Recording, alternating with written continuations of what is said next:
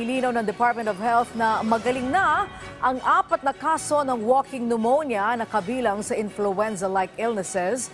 Pero pinaalalahanan ng DOH ang publiko na magkaroon ng kaukulang pag-iingat para maprotektahan ang kalusugan. Ang sentro ng balita mula kay Mark Fetalco. Pawang magaling na ang 4 na naitalang walking pneumonia sa bansa ngayong taon. Ito ang nilinaw ng Department of Health kasunod ng ulat na 4 sa mga kaso ng influenza-like illness o ILI sa bansa ngayong 2023 ay Mycoplasma pneumoniae. Isa ang naitala noong Enero, isa noong Hulyo, habang 2 noong Setyembre. Ayon sa DOH, wala pang 1% sa bilang na naitalang ILI ngayong 2023 ay dahil sa Mycoplasma pneumoniae o walking pneumonia. Git pa ng ahensya, hindi na bago ang deteksyon nito sa bansa. At tunayan, isang kilala at common pathogen ng Mycoplasma pneumoniae na dati nang nadetect sa bansa gamit ang iba't ibang method.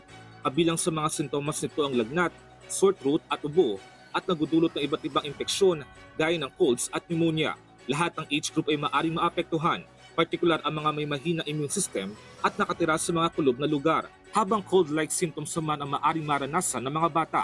Pagtitiyak ng DOH, may kakayahan ang mga ospital at doktor sa bansa na gamutin ang naturang sakit. Una nang napaulat at tungkol sa Mycoplasma pneumoniae sa China kung saan tumaas ang bilang ng mga batang tinatamaan nito kasabay ng pagkalat ng iba pang commonly detected pathogen gaya ng RSV, adenovirus at influenza.